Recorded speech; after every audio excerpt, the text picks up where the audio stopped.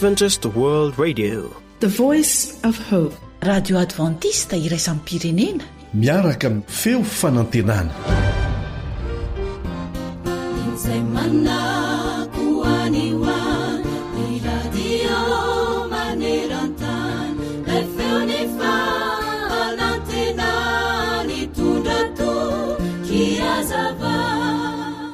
indray maraina ny ririnina nanjavona tao amin'ity serana mpiara-manidina kely tao amin'ny faritra varatra Eoropa, ka maro ny fiara-manidina nandrasana no tsy afaka nipetraka noho ny ateviny zavona.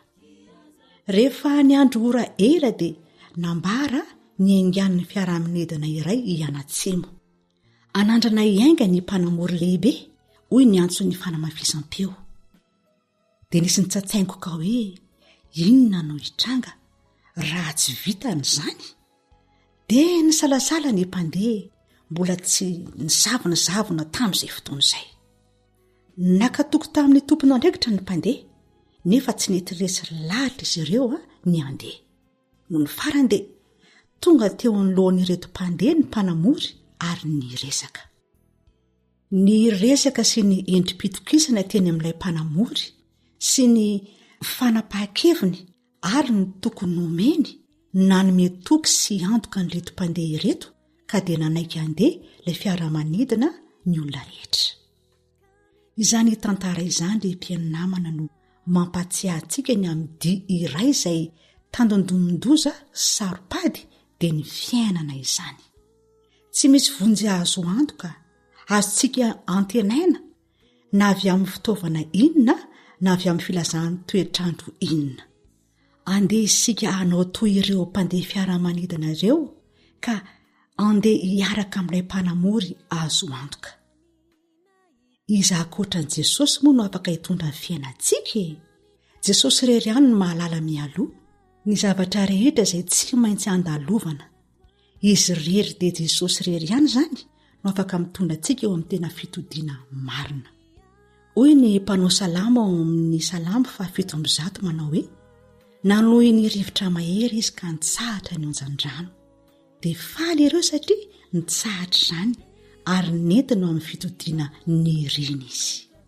Mbola mafisina ao amin'ny salama 7:30 izany manao hoe: tareo amin'ny lalana mandrakizay aho, ary farany iray ihany no mpitarika anareo dia Kristy.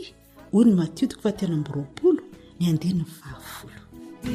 Miteny ny Baiboly hanisan'andro no fonaina, rasoao am-pofazamalaina, fartomotrany andro izao.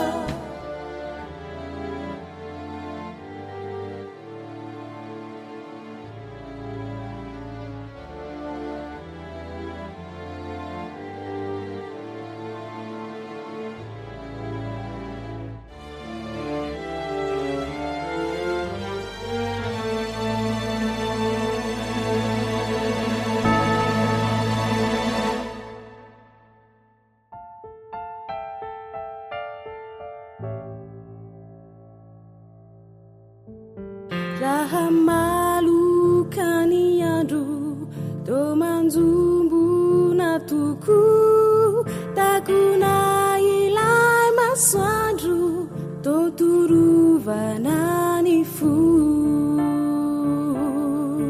Misamboaza voaza mafy miozy izay tetezina, azakivy mitrakaze fa Jesosy tianao. Tsy ho fefy kya ny sambonao, tsy ho rendry kya ny fiainanao, raha Jesosy no miaraka aminao. Tsy ho fefy kya ny sambonao, tsy ho rendry kya ny fiainanao, raha Jesosy no miaraka aminao.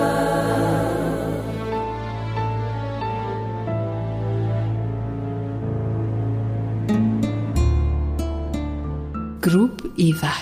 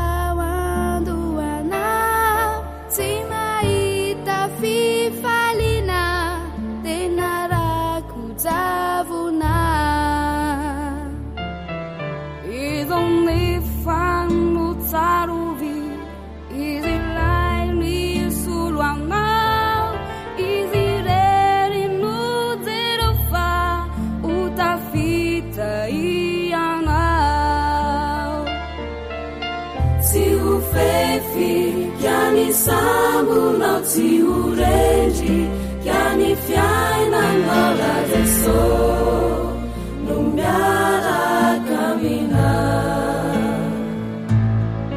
tsy ho fefy kiany sambonao tsy horendry kiany fiainanao rajeso no miaraka mina rewanirana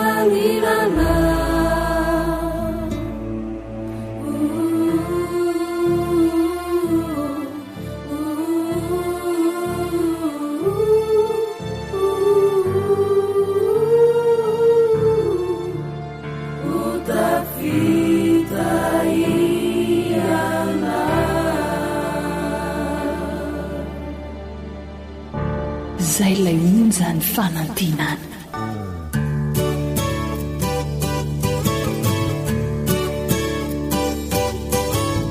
atolotry ny feo fanantenana ho anao tsara ho fantatra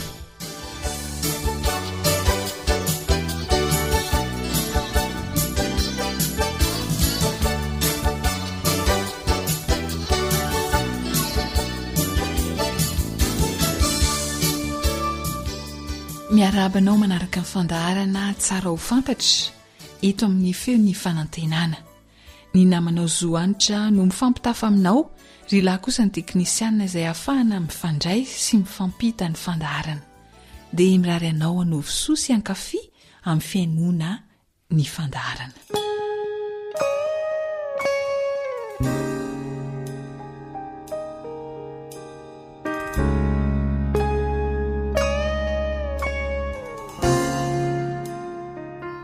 fa inony ty mampitanaka amin'ny perileto e fa nga tsisy raha tokony atao mandeha neny fotoany tsisy atao a dia mba makainako fa nga natao anao raha foana e ka efa ela mihitsy aneny nahitako andry teto e dia maninona aza dia mandany lany fotoana ary perla fa ndry ane tsy manana afa-tsy ny ray andro e ant mbola voafiry taona zao ka tsy manana afa-tsy ray andro ahoany mbola ho lava amin'ny fotoana iainako mbola tanorana iny etiry mihitsy fa tsy hoe antitra na nahazo azo taona mbola afaka mandany fotoana tsara diso ndriry perla diso ahoany fa ahoana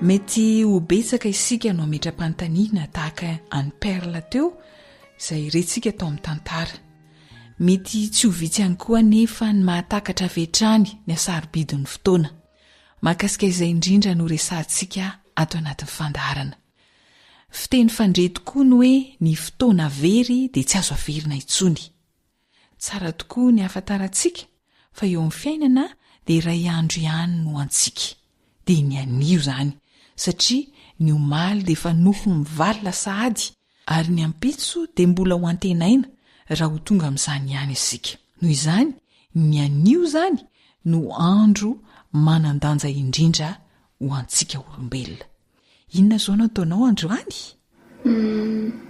miasa ao anatin'ny ora fiasana misy paozy kely dia rehefa aveo mitoy ihany ny asa dia rehefa amin'ny riva mody matory ohatr'izay ny ataoko androany andeha hietsena dia aveo dia minambary dia matory ny ataoko androany zao mikarakara sakafo dia manadio trano dia mandeha mietsena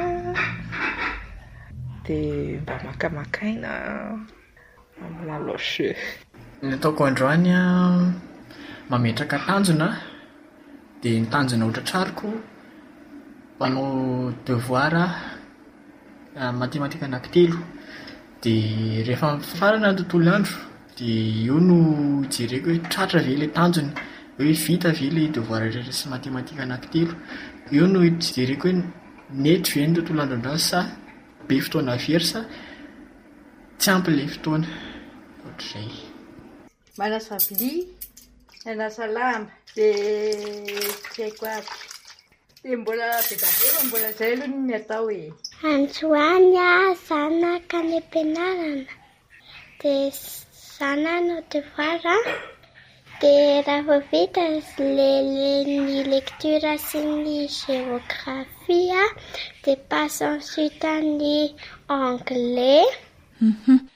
Matetika sika mandre olona eny mety ho izaho mihitsy angamba na ianao miteny hoe raha mba azoko naverina mantsy ny fotoana dia ho zao mihitsy ny nataoko tamin'iny na koa hoe dia ho tsy nanao an'izao mihitsy arangara azoko naverina ny fotoana kanefa fantatsika fa tsy azo averina intsony izany ka ny any safidy tokana atao izany dia ny manararoatra ny anio. Tsara averina ho fantatra fa mitovy avokoa ny fotoana nomena ny olona iray anio ka tsy afaka miteny izany tsika hoe tsy dia manana tombontsoa amin'ny fampiasana fotoana raha miohatra amin'ny hafa. Mety tsy hitovy ny zavatra ataonao sy ny olon-kafana io fa ny azo antoka kosa dia afaka mampiasa ny fotoananao androany arak'izay tianao ianao. Misy torohevitra tsara ho fantatra anampy anao hitantananao ny fotoananao anio ity mba tsy hahatonganao hanenina.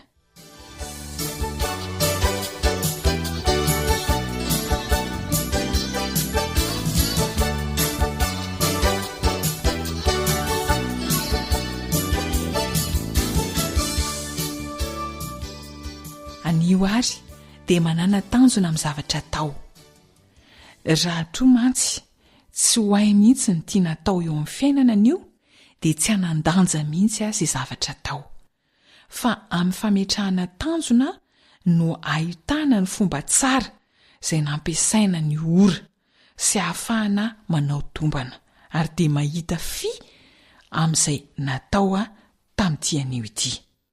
Rehefa manana tanjona amin'ny zavatra apetraka atao ianao anio dia ho hainao ny andanjalanja ny mahasoa mieloha ary ny fananana izany tanjona izany dia hanampy ianao hisafidy tsara ny fomba fiainana, ny toerana le, ny asa tao, ny fotoana ifampiresahana aman'olona ary ny andaniana ny fotoana amin'ity androany ity. Eny ary atomboide ny anio satria ny anio no antsika ny fametrahana tanjona amin'ny zavatra tao. Averina ho tadiditsika fa ny lasa dia fahatsiarovana sisa. No avy dia tsy miankina aminao fa antenaina ho tonga eo aminao. Fa ity anio ity no anao koa dia ampiasao tsara ary ny fotoana androany izay nomen'Andriamanitra anao ary isory manokana izy noho izany androany izany. Dia mametraka mandrapitafa ho amin'ny manaraka indray raha sitrapon'Andriamanitra.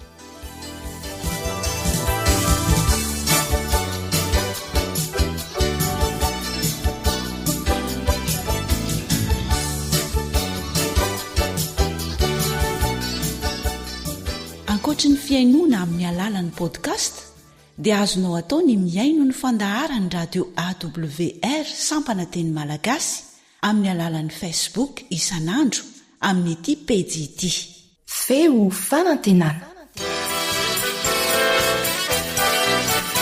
AWR manolotra ho anao ilay feo fanantenana.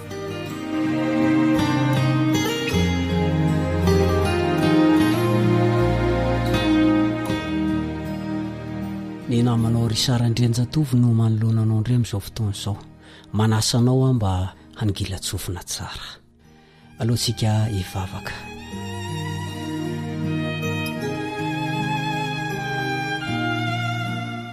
Mankasitraka raha eo, mankatelina fa ny fitantananao tsy misy tomika nafanay miona amin'ity namako ity. Mamela ny heloko, mamela ny helony ary oka mba ny fanano masina ny ampiteny ahy ary anome lesonanay hoentinay miaina eo amin'ny fanompoana sy fanarananao eo ampiandrasana an'i Jesosy Kristy eny amin'ny rahona lanitra. Ny anaran'i Jesosy no angatana izany. Amen.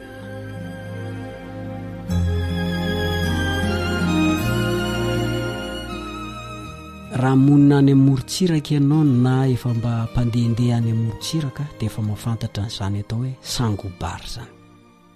Fa raha nafotaka ny fisangorana jirofo teo aloha dia ny sangobary indray no maresaka zany rehefa tonga ny fahamasamivary. Miandamy-ambavy n'olona iray tanàna izy ireo vonombonina hiasa avokoa satria tonga ny fotoana fahamasamivary.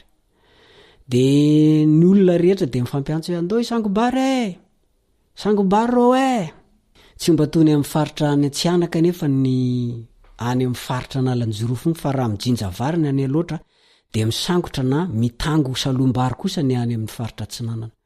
Raisina tsara iray amin'ny tanana zany lay salombary iny misy antsy ny tanana iny de tapana amin'ny alalana iny de ny tanana ila indray mandray an'le efa voadidy na le voasangotra iny. Tonga amin'le fomba fiteny hoe saka malosy vozoka samy manana ny anitra ho azy. Samy manana ny fomba sy ny kolontsainy tokoa ny faritra maro eto Madagasikara ary nafinaritra anazy zany miaina zany hoe sangobary zany.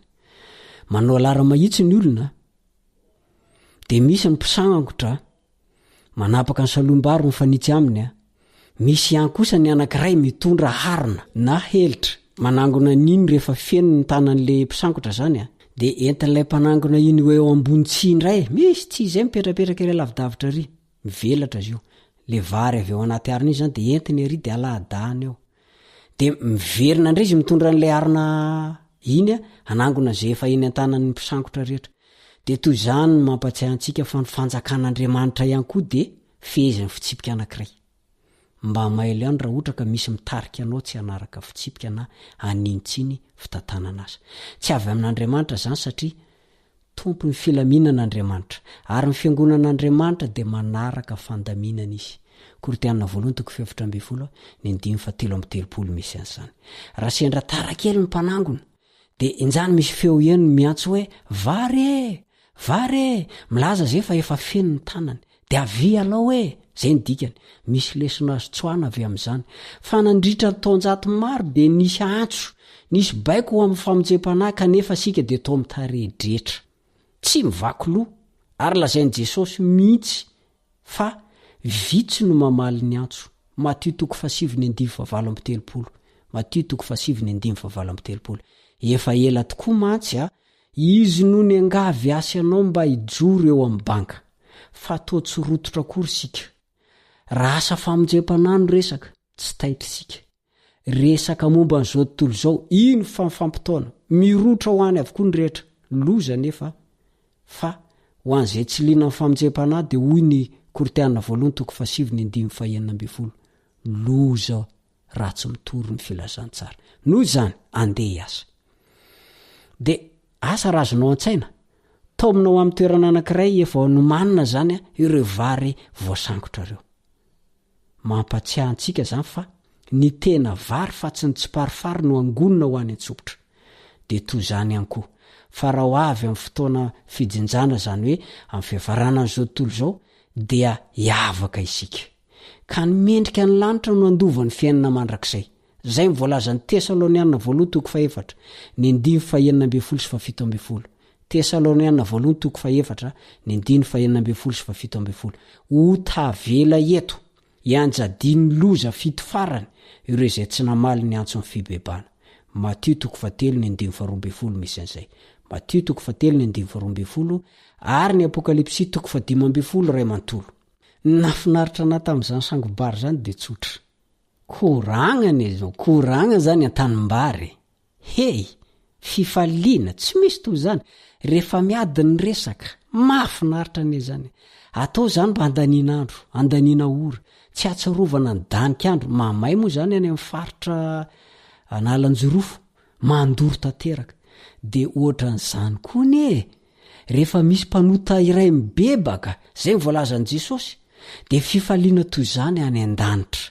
Luka 5:17 ny 7 sy ny 10. Luka 5:17 ny 7 sy ny 10. Rehefa misy matsiary etaeta ozy ianao amin'ireo mpisangobary reo de misy miantso zareo rano de iny misy manatona mitondra ranona pango.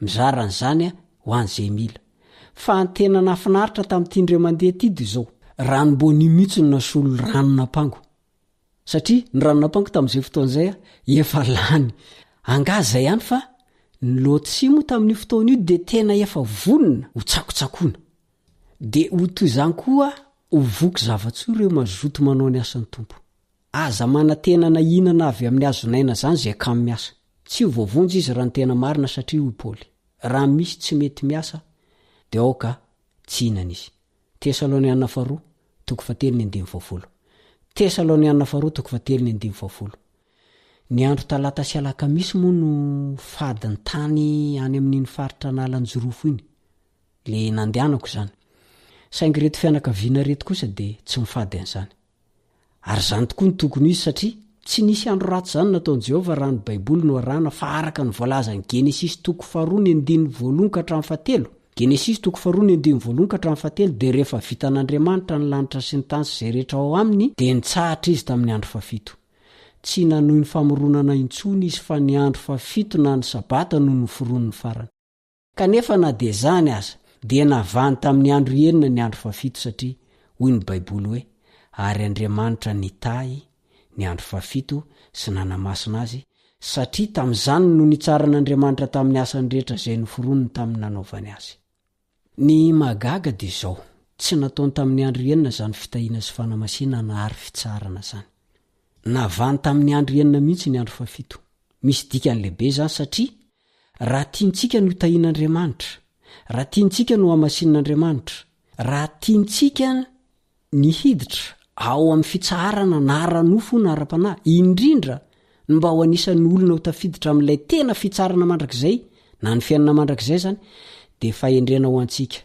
ny manaraka ny ohatra nomeny rehefa avy namorona izy ny nanendry andro anankiray ho tahiana ho amasinina ary hitsarana fa tsy adama sy Eva midika ihany koa zany fa tsy izay tiantsika atao no ataontsika fa zay sitrapon'Andriamanitra irery ihany ary tsy fahefan'olombelona no mamaharitra andro anankiray atao no sabata fahefan'Andriamanitra irery ihany zany tsy adama sy Eva ingeny nanendry hoe ny anahy ny andro voalohany ny anahy ny andro fahatelo ny anahy ny andro fahadimy fa Andriamanitra ny teny hoe ny andro fahafito zava-dehibe amin'ny Andriamanitra mpamorona iny sabatany ka masarotiny azy zany ary mbola io resaka sabata io ihany ny fototry ny olana amin'ny andro farany satria arakarak'izay andro amasinao an'Andriamanitra no amantarana zay ten'Andriamanitra ao marina resaka fiankofana io fa tsy andro fotsiny disy be zany le filazana hoe andro fotsiny io tsy andro fotsiny io fa io ary noreketiny ao anatin'ny didy folo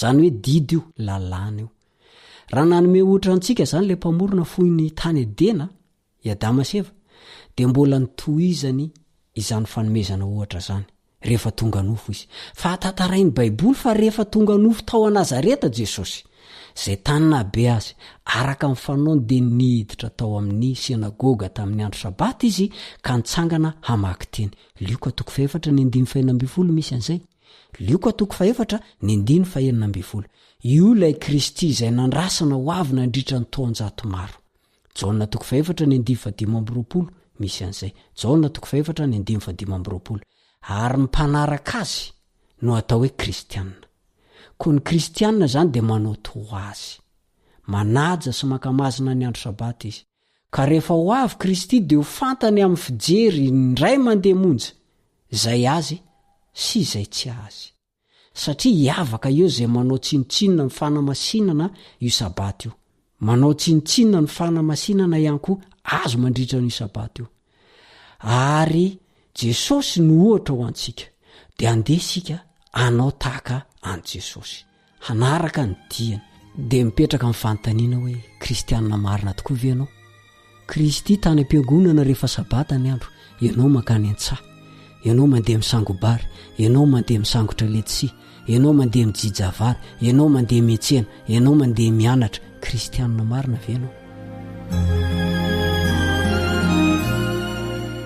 atreo ny fiarantsika amin'ity ity mana hafa zay nataony Kristy ny namanao Risarandrenjatovo manome anao fotoana manaraka indray ary mametraka amin'ny veloma mandra-piona mandra-pitafa tompoko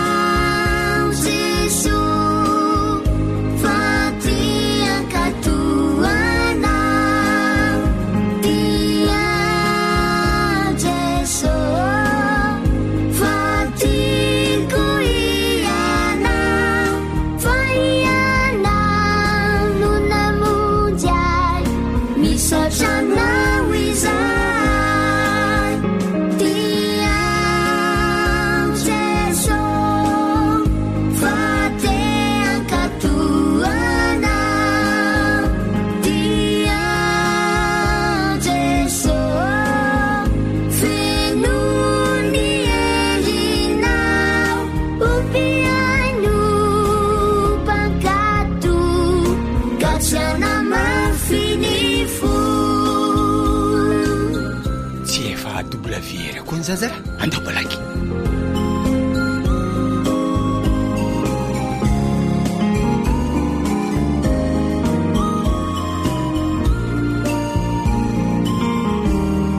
tsy adalana ry tsy alan fitandremana ny lalan ny marina tsy azo lavina fa manome fafana o mariky lay fity naseonao teo kalvari lay didimpitiavana mitaizaho aminy marina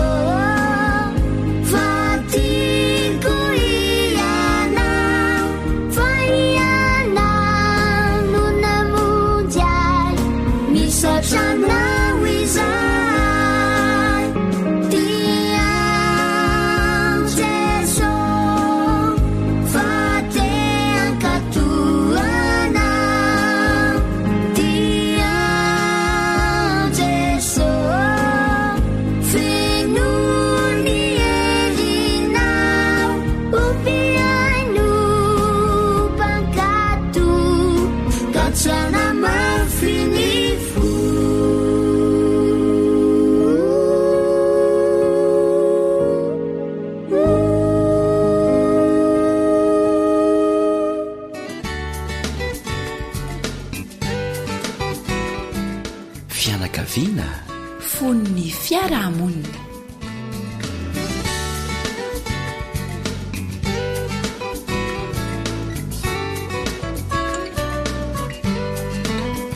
misaotranao manaraka tsy tapaka ity fandarana natao ho atsika fianakaviana ity miaraka aminao hatrany ny namanao Elion Andriamitanso.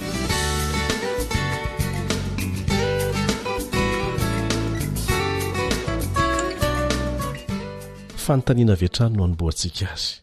Fahotana ve ny mikakakaka miome? Tsy misy lalàna manohitra an'izany raha atao amin'ny fotoanany. Fa raha ampiangonana kosa ianao na amin'ny fotoana tsy tokony hanaovana an'izany dia hitondra fahasorenana ho an'ny hafa indray. Amin'izao andro izay mahakizitina ny olona maro izao, mahatonga ny raritsaina hiakatra avo dia avo, dia milaza ireo mpitsabo fa tena ilaina ny fiomehezana. Tsy fiomehezana terena nefa, fa tena fiomehezana avy amin'ny fo mihitsy, fa atao amin'ny fotoana mahamety azy. Misy ilay antsoina hoe gelothérapie izay amporisihany dokotera antsika. Betsaka ny dokotera mamporisika an'izany. Ny hoe gelothérapie dia fitsaboana na fisorohana aretina amin'ny alalan'ny fiomehezana. Ary milaza mihitsy izy ireo fa tokony ome farafahakeliny 10 minitra ampitomboana 3 isan'andro ny olona anankiray. Ary tena ilaina izany. Tena mitombona hatrany ilay oam-pitenenana fahiny manao hoe fanafody tsara ny fiomehezana. Marina ara-tsiantifika izany. Ny ten'Andriamanitra moa dia miteny hoe mifalia mandrakariva ao amin'ny tompo. Ka tsy fahotana ny mifaly sy ny mamoaka an'izany amin'ny alalan'ny fiomehezana. Ny antony zavatra iomehezana kosa no mety mahatonga an'izany ho ratsy na ho tsara, na koa ny fotoana hanaovana an'izay. Fa tena ilaina ny fiomehezana. Raha toa ianao ka miome olona anankiray no zavatra tsy mety eny aminy, dia fahotana mihitsy izany. Fa raha miome vokatry ny hafaliana na vokatry ny zavatra ara-dalàna mampiome ianao dia mahasalama izany. Ary mifindra ny fiomehezana. Ireo mpikaroka ara-tsiansa dia nahita fa tena misy tombontsoa azo avy amin'ny fiomehezana, na ho an'ny vatana na ho an'ny saina. Lazain'izy ireo fa manampy ampifampianana ny raritsaina na ny stresy ny fiomehezana. Ary tsaroa fa anisany mahatonga ny tosi-drany ny raritsaina mitohy. Manaitra ny hery fiarovana ny fiomehezana. Ary efa nresantsika teo fa mampiena ny tosi-drany fiomehezana, mampifamatotra ny mpianakavy izany, ary manavao mandrakariva ny fifandraisana. Rehefa raisinao amin'ny pahatsorana ary atrehinao amin'ny alalan'ny fifaliana amin'ny toe-tsaina pozitiva, izany amin'ny toe-tsaina mijery ny lafitsarany mandrakariva, ireo olana mpandalo amin'ny fiainana isan'andro dia ho maivana ny fomba hamana an'izany. Fa rehefa raisintsika ho toy ny zavatra manahirana avokoa hatramin'ny zavatra kely, mampikentrona ny andrina, mahatonga anao homonjomonjo, dia anasarotra ny famana olana izany. Ka dia tsotra ny torohevitra omena, na ho an'ny ankizy, na ho an'ny mpivady, ho an'ny rehetrarehetra ho tokantrano amin'ny fiarahamonina, aza miafiafy rehefa misy zavatra ara-dalàna tokony hampimeanao afaka mikakakaka mihitsy ianao. Asaina mitady zavatra iomehezana mihitsy aza, ka tsy asa saina amin'ny zavatra bitika intsony indrindraindrindra ny mpianakavy.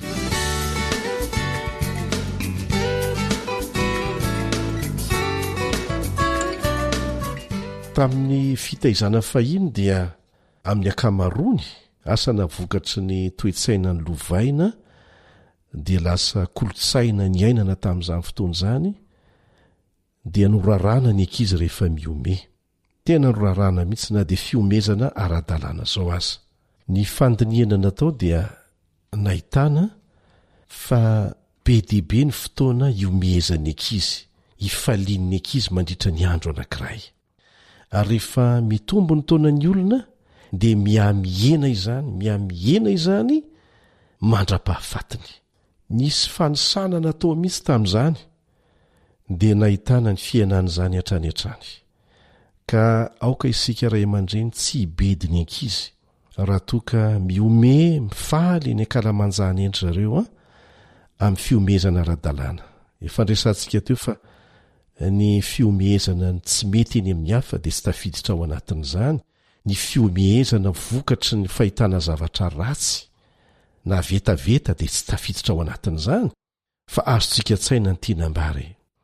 Mila mandiny tena kely fotsiny sika anke dia mahita ny zavatra tokony atao sy ny tsy mety tokony alany. Raha mbola mpinamana na mpifamofo ny olona anankiroa mialohan'ny ivadiny dia samy mitandrina mafy ary manao izay fomba rehetra hahafaly ny andany ny ankilany. Fa ny magaga vao vita mihitsy ilay fanambadiana, vita ny mariazy, dia ohatra ny telaza ny andany sy ny ankilany hoe hatratra ny tanjona tsy misy ilanan'izany intsony. Tena mifanohitra amin'izay ny tokony atao satria ny fampijanonana ilay toe-tsaina izay, ny fampikaroana izay hahafaly ny andany sy ny ankilany nandritra n'izay fifamofona izay, dia io no manampy be dehibe mihitsy amin'ny fiatrehana ireo olana izay pitranga eo anivon'ny tokantrano.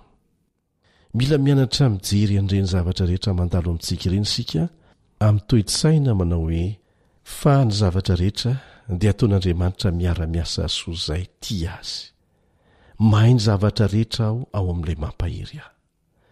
Ka na tsara na ratsy ny zavatra atrehako, na avy amin'iza na avy amiko aza na tonga an'izany mangataka famelan-keloko aho, dia tsy hijanona ela amin'izany satria tsy hahasoa azy zany ary ho lasa fahazaran-dratsy ho ahy raha hijanonako ela.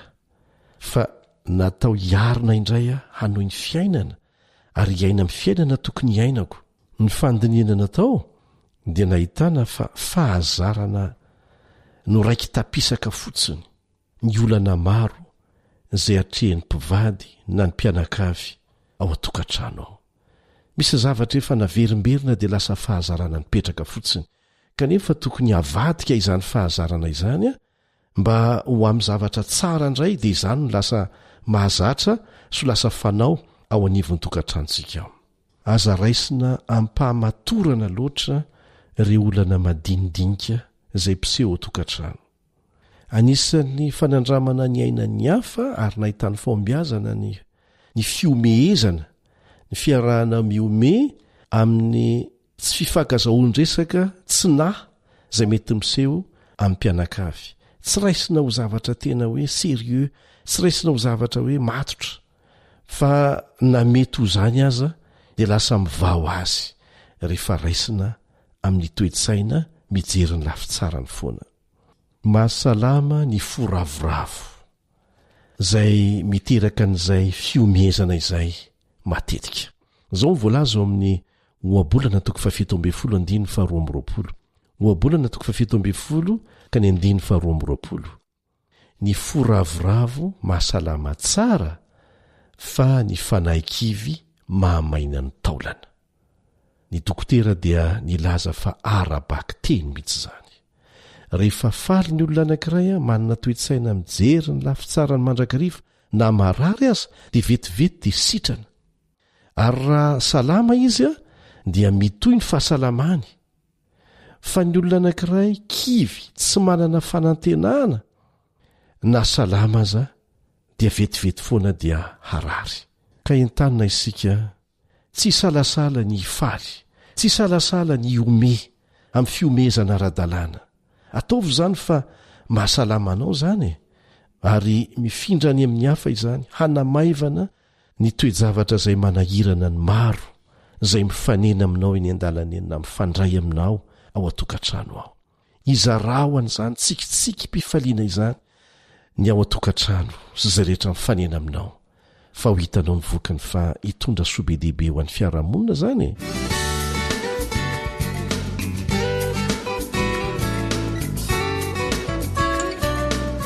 Sady mahatalanjona, mahafinaritra kanefa sarotra ihany koa ny fanambadiana. Ho antsika tanora izay tsy mbola tafiditra amin'ny fanambadiana, aza maikamaika niditra amin'izany.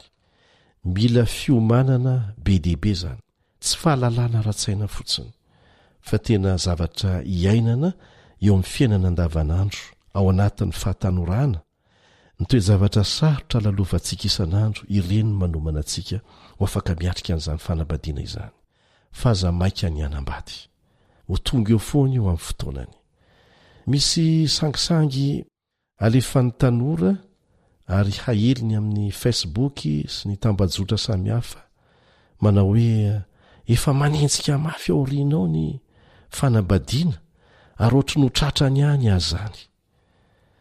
Miankina aminao ihany io. Miankina aminao ihany io. Raha tsy efa vonona aza manaiky. Mahatalanjona sy mahafinaritra ny fanambadiana satria no volavolain'ny mpamorony zany mba hanehoantsika ny endriny. Kanefa sarotra ihany koa satria mampikambana olombelona roa izay samy manana kilema nolovaina na ny kolokoloina mihitsy teo anivon'ny tontolo misy atsika. Misy zavatra izay tsy eritreretintsika koa reny hoe ho atao hoe fa iainantsika eo anivon'ny tontolo misy atsika dia lasa noraisintsika koa anisan'izany ny fitiavan-tena. Kanefa lasa mivady ireo olona samy tsy tanteraka ireo. Ilana fiomanana sy fahamatorana be dehibe ny fafahana miatrika an'izany. Fa ny tsy fahavonona ny tanora maro, ny tsy fananana fahamatorana mbola ilaina hidirana amin'ny tokantrano, ny tsy fananana an'izany fahalalana izany dia mahatonga ny tanora maro mivady 2 volana 3 volana heritaona dia misaraka. Ary ny loza dia mivadika ho fankalana ilay fitiavana teo. Misy aza tena ilay olona tena lazaino tiany indrindra ny lasa hankala indrindra teto ambonin'ny tany. Ka tsy hidirana amin'ny toe-zavatra tahaka an'izany, aza maika niditra amin'ny fanambadiana. Kolokoloy tsara ny toetra rehetra ilaina ahafana miditra amin'izany fanambadiana izany ry tanora namana, ary ho an'ny mpivady sy ho an'ny fianakaviana rehetra mihitsy andramo miainana izay hoe miaina mpifaliana izay miome mikakakaka izay amin'ny ara-dalàna fa mahasoa zany na amin'ny ara-tsaina na amin'ny ara-panahy na amin'ny ara-batana. Misaotra anao izay mizara mandrakariva ny fanandramana iainanao aty aminay, voninatra an'izay izaran'izany amintsika rehetra mpiaino satria izay ahasoa antsika no kendrena. Ka zao manomboka zao ary manomboka ao tokantrano ao sy eo amin'ny fiarahamonina, aokare tsy fanometsiny rehefa mahita olona miome tena toranie mihitsy hoy ny fitentsika malagasy, raha zavatra ara-dalàna ny mahatonga an'izany fiomezana izany ary amin'ny toerana tokony hanaovana azy dia aoka izatra ny anaiky an'izany isika fa mahasoa antsika izany. Dia manao mandram-peona vetivety indray ary ny namanao Ilion Andriamitanso.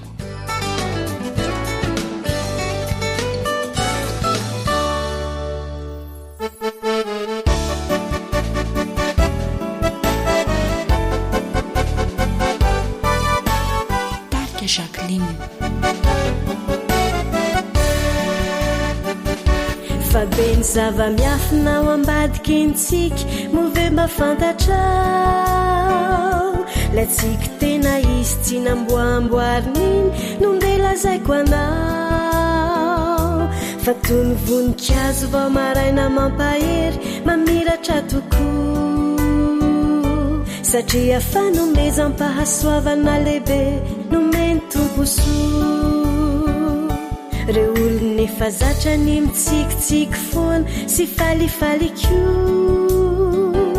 de tena fanafody ho an'izay eo anolony sy ao ivoniko satria ireo hafa vao mba mieritreritra azy de mba mitsikiko nahazo fanomezam-pahasoavana lehibe nomeny tomposoa ka de lazaiko anao farantsika mbola hisy hatrany an-danitra jesolazokintsika no namorona nitsika usuluni toma nitsika no anjaka fa tsy rano maso intsony raha ho voavonjy anao ka mbe isika hianatra ifampizaratsika manomboka hatr'izao. AWR téléphone 034 06 797 62 033 84 313 37. Voalaza ny mpitsabo fa izay mpitsika lava ilaozan-drarin-tsainy fa maro ireo aretina vetrany dia misava tsy hitotany sainy satria ilay tena tsika izay madio avy ao am-po dia fanafody vita andramo kely ane mitsikifa mahasoa andramo dia ahita kabela zay ko anao farantsika mbola hisy hatrany an-danitra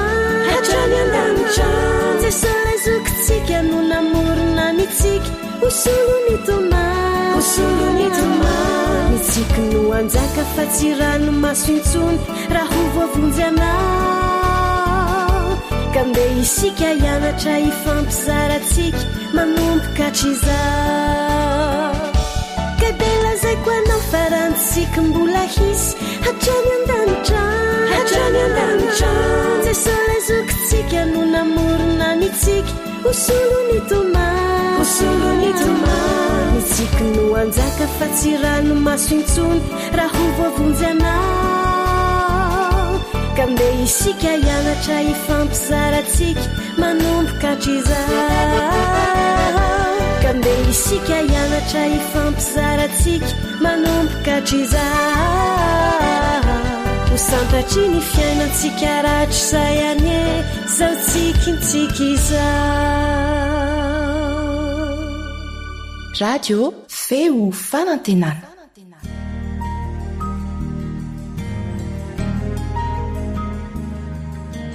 Faniteninao no fahamarinana. Taridalana manokana fianarana baiboly avoaka ny fiangonana advantista maneran-tany. Iarahanao amin'ny radio feo fanantenana.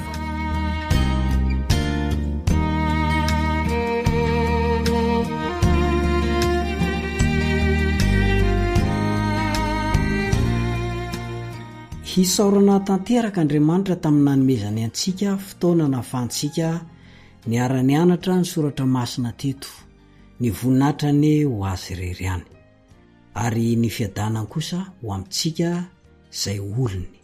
Araka ny mahazatra dia misy ilay andiny ny fototra atao tsy anjery. Tamin'ity fiarahanao tamiko ity dia ny Jeremia 7:17 no misy azy. Jeremia 7:17 toy izao no vivakiny: fa izay te hirearea dia aoka hireareany amin'izao, dia ny fahendreny sy ny fahalalany ahy ho Jehova, izay manao famindrapo sy fitsarana marina ary fahamarinana ety ambony tany, fa izany no sitrako ho Jehova. Andahoany irantsika mamerina farany: fa izay te hirearea dia aoka hirearea amin'izao, dia ny fahendreny sy ny fahalalany ahy ho Jehova, izay manao famindrapo sy fitsarana marina ary fahamarinana ety ambony tany, fa izany no sitrako hoy Jehova. Ny anarantsika teto ny hoe Andriamanitra tia rariny, izany Jehova Andriamanitra ambara amin'ny baiboly amintsika izany. Tsy miovaova ny toetrany, fa tsy mba tahaka ny Andriamanitra ny jentilisa na tahaka ny demoni. Lavitra azy tanteraka ny toetrany Satana, ilay Satana mpanao didy jadona. Afa ny teneniny androany, afa ny teneniny rapitso. Tsara Jehova, ary manome toky sy fanantenana ho antsika manomboka ankehitriny sy mandrakizay izany fahatsarana izany. Halan Jehova ny faharatsiana sy ny tsirariny ary ny fampahoriana. Andriamanitra fitiavana izy, dia hofoanany tsisy intsony mandrakizay izany ny faharatsiana, ny tsirariny ary ny fampahoriana. Mila mitandrina zany zay olona tsy tia fahamarinana, manao ny tsirariny, tia mampahory olona. Andriamanitra fitiavana nefa izy tsy tonga dia mandringana avy hatrany, fa manome fotoana hibebahana. Na i Satana ary nge mbola nomen'Andriamanitra fotoana e, nomen'Andriamanitra azy ny fotoana nafany ny bebaka. Fa ny saingy nampalahelo dia izao: rehefa tonga tety ambony tany ilay zanak'Andriamanitra, ilay ny tompony tany an-danitra, dia hatraminy vonoany teo ambony afijaliana. Vita treony aminy. andriamanitra tsara fanahy io, andriamanitra fitiavana io, andriamanitra tiany rariny sy ny hitsiny io. Tsy mba manaonao foana io andriamanitra io, fantany ny tokony ataony, fantany tsy tokony atao.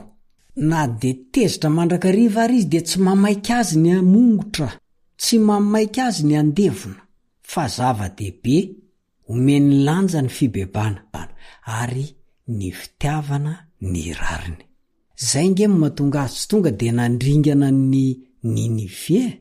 Zay no natonga azy tsy nandringana avy hatrany ny olona tamin'ny safodrano, fa nandritra ny 20 taona no de nilaza fa hisy fandringanana ho levonina ny ratsy fanahy. Andaotsika hanamboatra sampy fiara, de andaotsika hiditra ao dolodolo fa zay tafiditra ao dia tsy mba ho levonina Andriamanitra. Ho avitra ny ainy. Fa ny mampalahelo moa raha olombelona de mafy loha, mafy atoka, mafo de tena maro ny ringana. Noa mianakavy, valo mianaka ihany no tao anaty sampy fiara niaraka tamin'ireo biby. Ny biby ndray no manan-tsaina lavitra noho ny olombelona. Niditra tsororo nakao anaty sampy fiara ny biby, fa ny olombelona ndray nahita an'iny de gaga, zavatra tsy ary mbola fahitany zany. Tena Andriamanitra tia sy mitandrina ny rariny mandrakariva zany Andriamanitra zany. Amintsika olombelona de tsy haintsika zany, satria sika efa simba mifahotana, efa potika tamin'ny fanaovany ratsy. Fa Andriamanitra kosa de tena tiantsika ary ainy mampiaraka n'izany hoe fitiavana sy ny rariny zany. Zavatra ataony rehetra de aradrariny avokoa, oka de azava ny resaka. Raha ho avy ny ray andro any ny tsy maintsy hanafanana ny ratsy fanahy de rariny zany, tsy mba manaonao foana Andriamanitra. Koa araroty ny maha-Andriamanitra fitiavana azy. Araroty fa tena Andriamanitra tsara fo io, tsara fanahy, tsara saina. Andao sika hamaky araka ny voarakitra ao amin'ny boky anankiray antsoina hoe ny dia ho eo amin'ny Kristy. Lohateny ny fitiavan'Andriamanitra ny olona. Toko voalohany ao amin'io boky io misy an'izay. Toy izao no voalazany.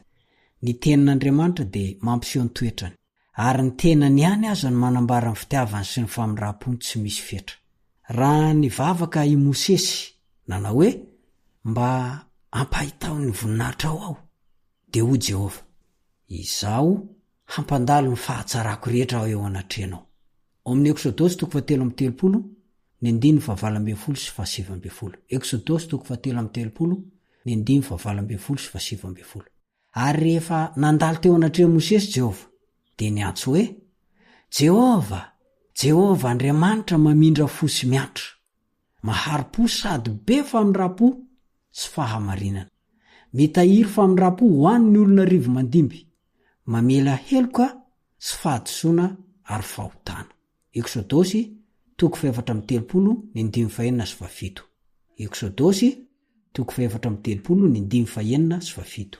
Tsy mora tezitra sady be indra fo izy, satria tia famindrapo. Zay ny voalazan'ny Jona 2:2, ny 9:2. Jona 2:2, ny 9:2 ary Mika 7:7, ny 9:12. Mika 7:7, ny 9:12. Na any an-danitra na ety an-tany de maro tokoa ireo antoko ny amoram-panan'Andriamanitra zay omeny antsika. Tamin'ny alalan'ny zavaboary sy ny fanehoam-pitiavana fatratra sy lalina indrindra, izay mety ho fantatr'olombelona no nitadiavany anehoana ny tenany tamintsika. Kanefa na de ireny aza de tsy tanteraka hoento mampiseho ny fitiavan'Andriamanitra.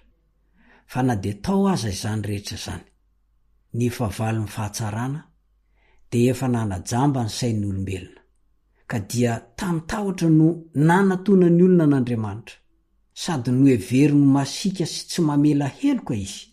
Efa nitariany Satana ny olona hevitra n'Andriamanitra ho enjan-doatra amin'ny fahamarinana, na toy ny mpitsara masika, na tompotrosa loza be sady tsy azo ifonana. Nasehony fa Andriamanitra de tahaka ny olona mikendry tohina ahita ny tsiny sy mifadisoan'ny olona mba azahoany mamely sy mitsara azy, ary ny anala izany alika mainty zany ka hampiseho am'izao tontolo izao ny fitiavan'andriamanitra tsy manapetra no nahatongavan'i Jesosy hiara-monina tamin'olombelona. Boky dia ho eo amin'i Kristy takila 8:8 edisiona 20:12. Tena Andriamanitra tsara, Andriamanitra fitiavana, io Andriamanitra izay ambara amin'ny Baiboly amintsika io. Koa aoka mba samy hanararoatra, izany maha-Andriamanitra fitiavana, Andriamanitra tsara fo, tsara fanahy, mamindra fo, be famindrapo azy zany. Hanatona ny seza fiandrianana, hododina mihitsy deniny anio hila fiavanana aminy, fa tsy sanatria hanao zay ampalahelo azy. Mbola mitsotra mantsy ny sandrom-pitiavany. Mbola ho an-danitra ao Jesosy mifona ho antsika, mba tsisy avery antsika na iray aza. Mihinso manantena fa tsy salasala ianao. Mihinso manantena fa hiazakazaka ianao ho eo ampoditry ny azo fijalian'i Kristy. Ary tsy misy ataonao atananao eto amin'ity zao tontolo zao ty fa tena ny andova ilay fiainana mandrakizay no tena irenao fatratra. Ivavaka isika.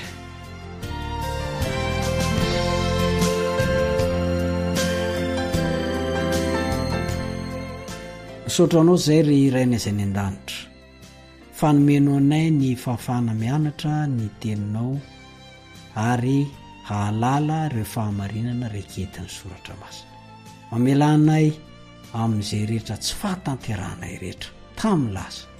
Ianao no oka amindra fo aza miala aminay amin'ny maha-olombelona mpanota ratsy, fa ianao kosa no haoka hanampy amin'ny alalan'ny fanahy masina mba ho tanterakay izay rehetra tadiavinao, ary ny fahamarinan'i Jesosy Kristy noka hatafy anay. Ka rehefa ho avy izy indray andro, anisan'ny olombonjena izay. Amin'ny anaran'i Jesosy no angatana izany. Amen.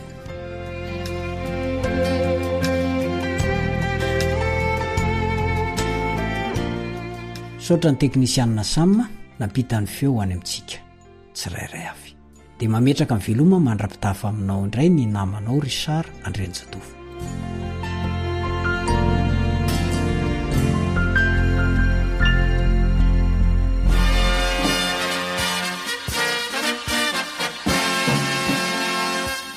Adventist World Radio, The Voice of Hope. Radio feo fanantenana.